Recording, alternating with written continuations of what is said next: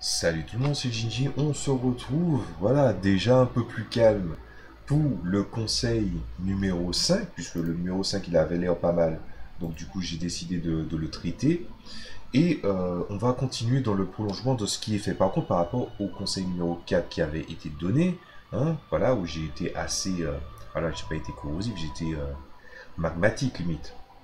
Je vais vous faire une dernière remarque par rapport à l'exemple de Frodon qui avait été donné.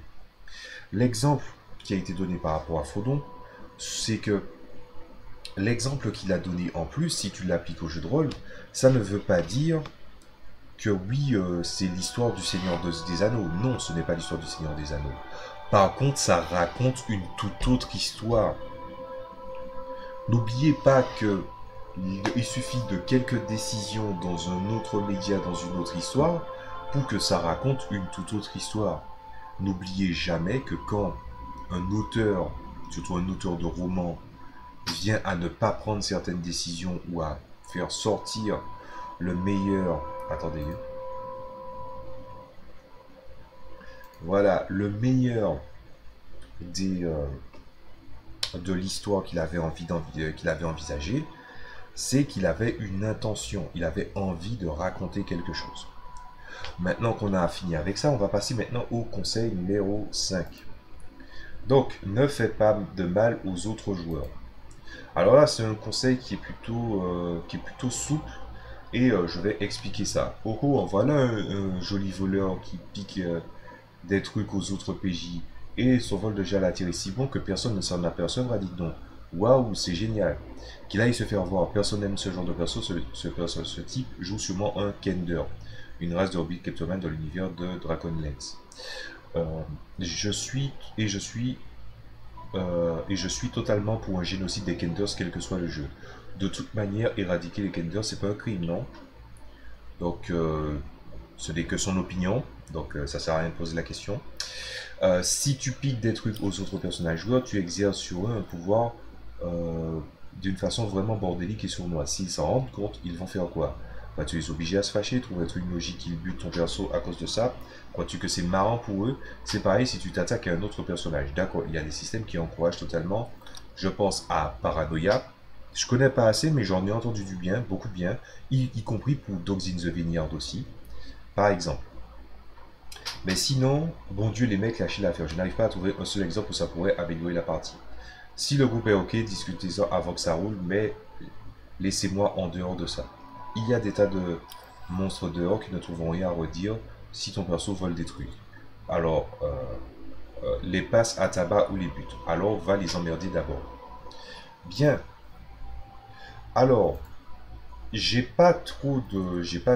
décidé de prendre cette fois-ci un exemple beaucoup plus léger, parce que j'allais prendre 5 roues, mais bon, voilà, ça allait être compliqué. J'ai décidé de prendre cet exemple-là parce que c'est quelque chose, c'est vraiment un problème qui est assez récurrent, et j'ai un témoignage d'une connaissance qui, justement, en avait marre parce qu'il jouait à Donjon de Nullbuck, et en fait, il y avait un joueur qui voulait à tout prix voler un œuf de dragon que l'autre avait récupéré, et c'était lourd parce qu'il tentait de voler toutes les minutes, toutes les heures, et c'était pénible, très pénible.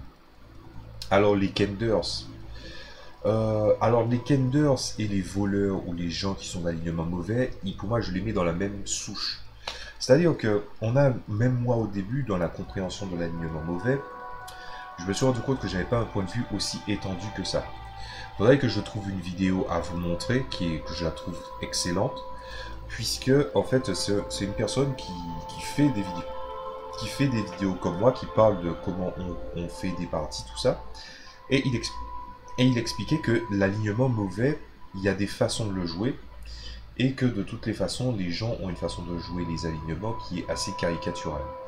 Par exemple, pour des gens neutre mauvais, ça veut dire que voilà, ils sont plutôt opportunistes dans le comportement social, mais que dans le fond, ils sont mauvais.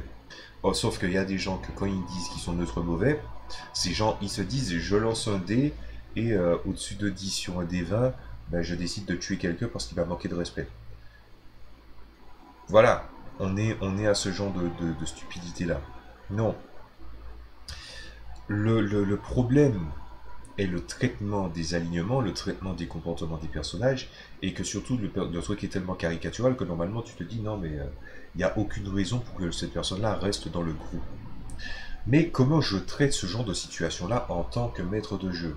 Alors moi j'ai une façon de traiter ça assez particulière. C'est-à-dire que mes joueurs le savent très bien, s'il y a un voleur ou quelqu'un qui a un comportement répréhensible, surtout dans l'univers que je fais jouer, dans mon univers principal, ils savent que, bon, ils voient quelqu'un foutre une baignade à quelqu'un d'autre, bah, tu verras que les gardes ne vont pas forcément se jeter sur, ou les miliciens ne vont pas se jeter sur les gens parce qu'ils ont vu un coup de poing, ou un échange de coups de poing.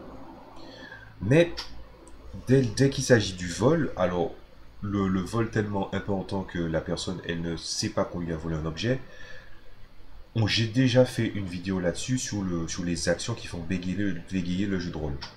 Ah ben, ce n'est pas le même sujet, mais c'est un sujet qui peut être en prolongement. C'est-à-dire que tu avais une intention et tu as traité quelque chose, sauf que tu décides de soustraire quelque chose à quelqu'un. Factuellement, la personne, en fonction de ta réussite à toi, ça va déterminer en fait plus ou moins le cooldown en fonction de ton niveau de subtilisation, de tous les combien de temps il va vérifier jusqu'à ce qu'il se rende compte de quelque chose. Prenons un exemple. Imaginons que vous avez vol à la tire, vous avez une compétence de 15. Moi, je considère que si la compétence est de 15, ben, à ce moment-là, ça veut dire que pour moi, euh, la personne peut se rendre compte de quelque chose qui manque, sauf si vraiment la chose lui est importante, très très importante pour elle. À ce moment-là, le temps il est raccourci. Ou bien si dans une situation, il sait qu'il a cet objet-là, il ne va pas oublier cet objet. Donc il va s'en rendre compte. Mais par défaut, si tu subtilises quelque chose à quelqu'un et que tu es au niveau 15 et que tu as réussi à voler à la tire avec brio, il faudra que la personne prenne le triple en minutes de ce score-là pour pouvoir le prendre, c'est-à-dire 45 minutes. C'est une façon de gérer les choses. Mais l'absolu du genre, il ne se rappellera pas, c'est pas possible. C'est juste pas possible. Faut pas prendre les gens pour des cons et il faut pas pousser un système au-delà du vraisemblable. Sinon, ben, c'est plus ou moins de la triche. On en a déjà parlé. Mais mes joueurs, ils savent très bien que s'il y a quelque chose de répréhensible qui est fait, quand il y a des conflits à l'intérieur de la game, c'est-à-dire entre les personnages, je n'interviens pas. C'est comme si, en fait, de la même façon de l'exemple de Frodon, il me regarde, hé Dieu, je peux faire quelque chose là? Non. Il me regarde dans la situation, je les regarde, et ils savent très bien que j'ai un regard très expressif, ils savent très bien ce que ça veut dire. Si quelqu'un vient à voler quelque chose et il se fait prendre en flagrant délit, je suis spectateur. Je dis, ouais, mais t'as pas le droit de tuer. Non. La personne, s'il décide de zigouiller la personne, il la zigouille. Fait de l'histoire. Ça a toujours été comme ça et ça sera toujours comme ça. Est-ce que ça me ferait chier de refaire un perso pour quelqu'un? Probablement que oui. Mais j'accepte. Parce que finalement,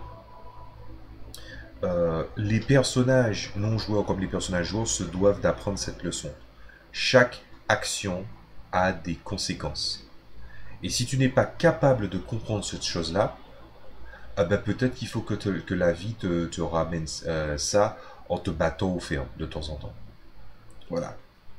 Quoi de plus, pour vous donner un exemple, là c'est un PJ vis-à-vis de PNJ, quoi de plus intéressant que de voir par exemple, c'est vraiment une histoire qui arrivait à une joueuse que j'avais, où en fait elle faisait une partie solo et elle voyageait dans une cité.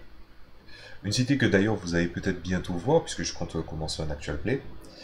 Et du coup, dans cette cité, il y avait un garde qui ne supportait pas le refus d'une femme qui est assez fragile, assez sans défense, pour pouvoir, en fait, il refusait tellement, il n'accepte tellement pas le refus de la femme de sortir avec lui qu'elle décide de la battre en public pour X ou Y raison, oui, parce que c'est une femme, patati patata.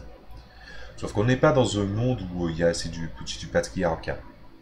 Donc, ma joueuse, elle me regarde, je la regarde, je lui dis, tu fais ce que tu as envie. Là, fais-toi plaisir. Et ben, du coup, elle lui a enfoncé un coup de pied dans les couilles. Voilà, il est devenu femelle à la fin. Hein. Il est devenu transgender en un seul coup de pied. Ben voilà, j'ai pas empêché. Et les autres regardent, ils ont regardé le truc. Ben non, ils ont pas bougé. Ah ben ouais. Donc tout ça pour dire que les actions ont des conséquences et que si il y a ce genre de situation-là, si la mort est le moyen de régler la situation, bah, la mort est le moyen de régler la situation. Ça me rappelle d'ailleurs une vidéo récente, mais à chaque fois que je tombe sur cette vidéo, je crois que c'était dans les commentaires, d'une vidéo où quelqu'un disait j'avais un personnage féminin qui n'arrêtait pas d'être harcelé par un joueur, mais du coup le personnage était vraiment insistant jusqu'au moment où il a tenté de violer le personnage. On viendra à ce sujet dans un autre conseil qui va arriver. Et ce qui s'est passé, c'est que, en fait, il dit, bon, la personne, elle a voulu franchir un cap, elle a buté, c'est-à-dire que, genre, elle a juste fait la manœuvre. Je me glisse derrière le personnage, clin d'œil, et je l'ai égorgé. J'ai fait le grab, je l'ai égorgé. Et puis du coup, on lui dit, ouais, mais t'as tué un PJ. Non, j'ai réglé un problème. Et factuellement, elle a raison. Il faut arrêter d'infantiliser les joueurs. Les joueurs pouvaient régler ce souci, ils doivent le régler avec leur personnage en jeu, ils doivent le régler autour de la table. C'est entre eux. C'est vraiment quand il y a un litige qui est énorme que le maître de jeu se doit d'intervenir ou qui nuit profondément au plaisir de quelqu'un. Il a fait de la merde, j'en ai rien à foutre de son plaisir. La personne. Parce que c'était logique que les gens réagiraient comme ça. C'est comme ça que je traite le truc. Bien. Donc, maintenant qu'on a réglé cette partie-là, on va parler du PVP, ou plutôt pas forcément du PVP, puisque c'est pas le mot exact. Il y a la différence entre la confrontation entre le personnage et le player versus player, par exemple des gens qui se battent dans une arène ou ce genre de choses-là. Ou qui se battent à titre d'entraînement. Alors j'ai une opinion très claire là-dessus, et j'étais censé faire une vidéo de ça il y a plusieurs mois. C'était qu'est-ce que je pense du PVP ou de la confrontation entre joueurs. Après avoir vu une vidéo récente qui parlait de l'alignement mauvais et de à quel point c'était mal joué ou que c'était mal compris, moi-même je pense que je l'avais mal compris, je serais tenté de dire qu'il vaut mieux que ça reste. Ça arrive des fois que des gens se foutent sur la gueule.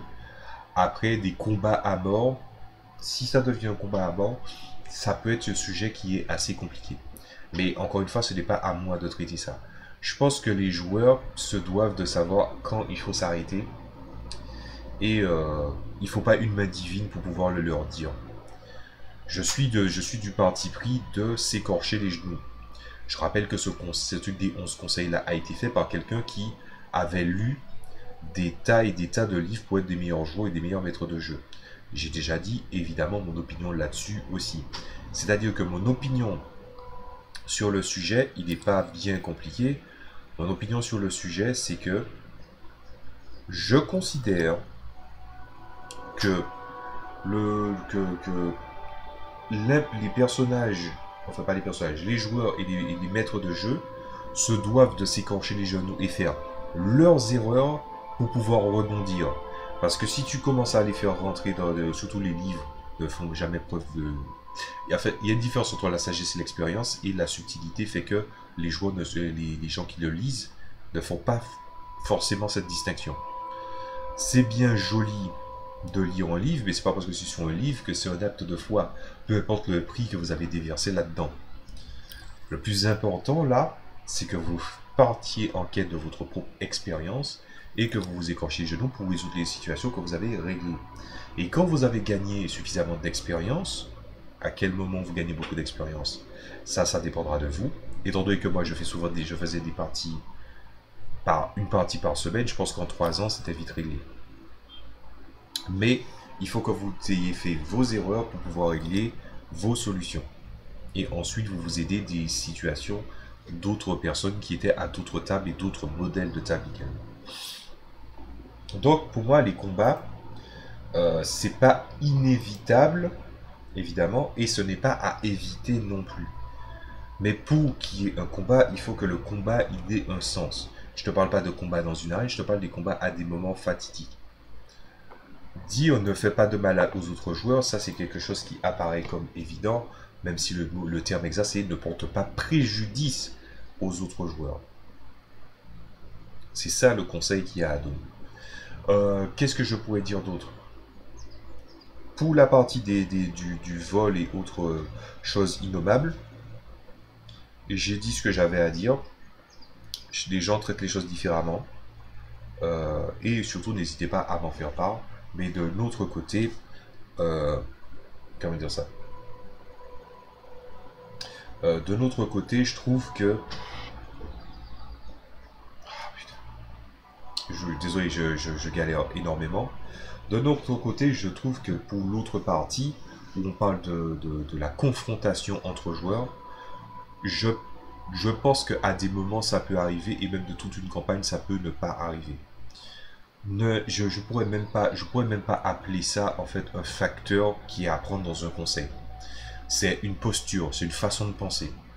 Je crois que c'est ça que je voulais dire. C'est une façon de penser, c'est une posture, c'est une opinion.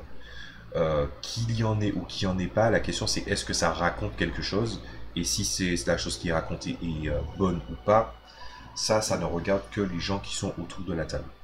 Juste ne portez pas préjudice aux autres joueurs. Et si vous portez préjudice, ne vous inventez pas de raison. Voyez une raison très très claire de devoir le faire. Voilà. On peut tomber sur des joueurs qui sont cringe et qui remettent à mal la sécurité émotionnelle des personnes autour de la table. Je pense que même si les conseils seront faits dans le désordre, j'accepterai, on va parler de ça dans la prochaine vidéo. Il vaut mieux. Donc je vous dis à très bientôt et à la prochaine fois.